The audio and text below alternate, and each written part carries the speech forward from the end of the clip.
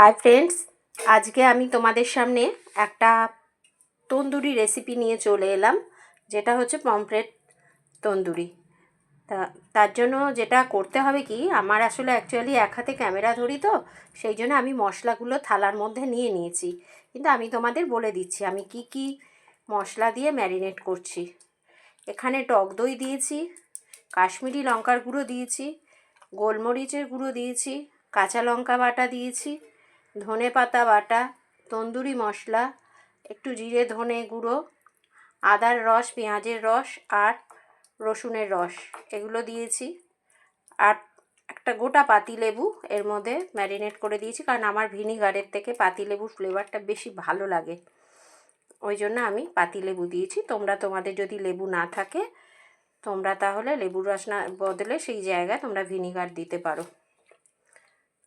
এই দিয়ে হচ্ছে আমি মাছটাকে ম্যারিনেট করে রাখবো।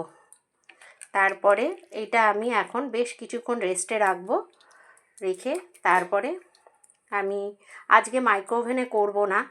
মাইক্রোওভেনে করলে পুরো এটা তন্দুরির এর ব্যাপারটা ভালো হয়, কিন্তু আমার মাইক্রোওভেনটা কনভেকশনটা একটু প্রবলেম করছে, ওই জন্য আমি কড়াতেই করব, মানে গ্যাসে করব। কড়ার মধ্যে করে সামান্য তেল দিয়ে তন্দুরিটা করব, দিয়ে ওপর থেকে একটু করে তখন পুড়িয়ে স্মোকি ফ্লেভার করার জন্য যেগুলোর দরকার সেগুলো আমার কাছে এখন কিছুই নেই। তা আমি যেভাবে করব তোমাদের আমি দেখাবো। তা এইভাবে আমি ম্যারিনেট করে রেখে দিচ্ছি, আবার পরে আসছি তোমাদের কাছে।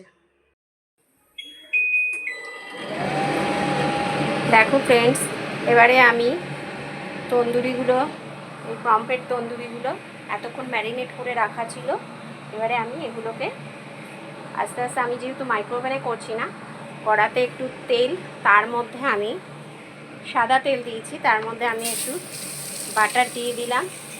আর আমি তোমাদের দেখাতে পারিনি, যেটা এই ম্যারিনেশনের ওপরে আমি একটু ওই বাটার মেল্ট করে তেলের মধ্যে, সাদা তেলের মধ্যে বাটার মেল্ট করে এর মধ্যে আমি দিয়েছি।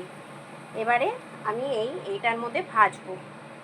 তোমরা চাইলে ভাজার পরে একবার গ্যাসের ওভেনে একটু পুড়িয়ে হালকা পোড়ানো মতো করে নিলেই এটা স্মোকি ফ্লেভারটা হয়ে যাবে।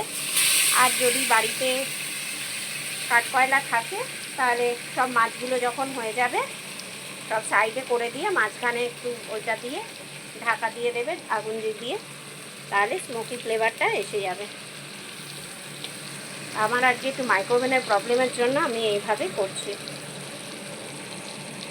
আর মশলাটা যতটা পারবে মাছের গা থেকে বের করে নেবে, তা না হলে না তেলটা পুড়ে যায়, মাছটা ভেতরে, মাছের ওপরটাও পুড়ে যায়, আর তেলটাও কালো হয়ে যাবে, মাছটা ভেতরে কাঁচা থেকে যাবে। যেহেতু মশলাটা যতটা তুমি এখান থেকে বের করে নিতে পারবে, মানে মশলার রস যতটা ঢোকার ঢুকে গেছে, এতক্ষণ 2-3 ঘন্টা ম্যারিনেট করে রাখা ছিল, তো এটা ঢুকে গেছে।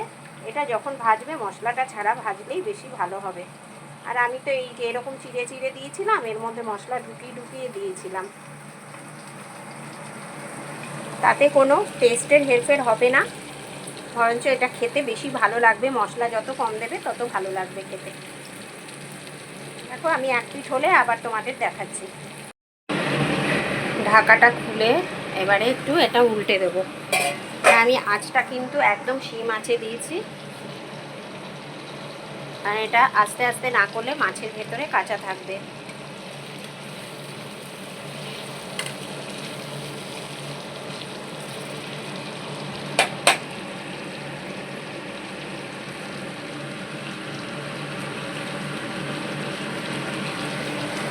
ঢেকে দিলাম। দেখো মাছটা না অনেকক্ষণ ম্যারিনেট করে রেখেছিলাম বলে বেশ সেদ্ধ হয়ে গেছে, নরম হয়ে গেছে, ঢাকা দিয়ে যেহেতু করলাম আরও। তা এখন আমি গ্যাসটাকে একটু জোরে করে দিলাম, এবার লাল লাল হবে, আমি তুলে নেব। আর যখন খাবো তার আগে এই মাছের এই জায়গাটা ধরে জাস্ট একটু গ্যাসের ওভেনের ওপরে ধরবো, একটু পোড়া ব্যাপারটা হবে, সঙ্গে সঙ্গে সরিয়ে দেবো, দিয়ে তখন খাবো। আমি এখন আপাতত এইভাবে রেডি করে রাখলাম। সেই দেখো ওগুলো তুলে, আগেরগুলো তুলে আবার এগুলো দিলাম। এবার আমি 3টে মাছ দিয়েছি একসাথে। আর এই যে মশলাটা রয়েছে না, এই মশলাটাকে আমি তুলে একটা এয়ারটাইট কন্টেনারে করে ফ্রিজে রেখে দেবো। এটা দিয়ে তুমি যে কোনো ধরনের চিকেন পকোড়া বা তুমি এমনি ডিমের কারি এসব করে নিতে পারো। মশলাটা না ফেলে দিয়ে এইভাবে এটাকে করতে পারো, খেতে খারাপ হয় না। ডিম সেদ্ধ করে নিয়ে একটু ভেজে এটা দিয়ে কারি করে নিলাম, নেওয়া যায়। এটা আবার ঢাকা দিয়ে দিই।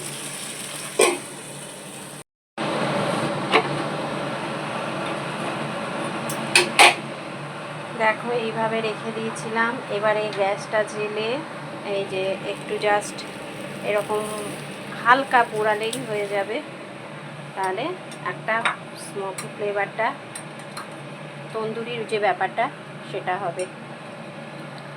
মাছটাকে উল্টে নিলাম, নিয়ে আবার এদিকটা এইভাবে করে দিলাম। এইভাবে তোমরা একদিন করে খেয়ে দেখো, ভীষণ ভালো খেতে লাগে।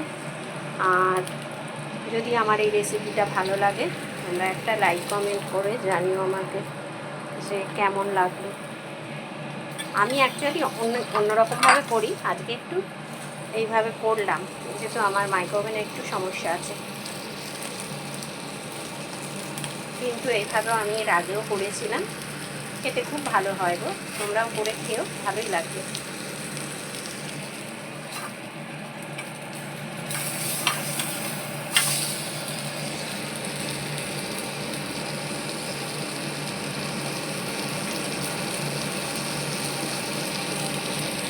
এবারে আমি তোমাদের সার্ভ করে দেখাচ্ছি। এই যে দেখো ফ্রেন্ডস, আমি তন্দুরি কমপ্লিট করে পেরেছি। পমফ্রেট তন্দুরি, এটা স্যালাড দিয়ে পরিবেশন করেছি। দেখো, যদি ভালো লাগে অবশ্যই লাইক কমেন্ট করো, আবারও বলছি। আর এইভাবে একবার বানিয়ে বাড়িতে খেও, সেটুকুর অনুরোধ রইল। আবার নেক্সট টাইমে কোনো ভিডিও নিয়ে চলে আসবো, ততক্ষণের জন্য টাটা।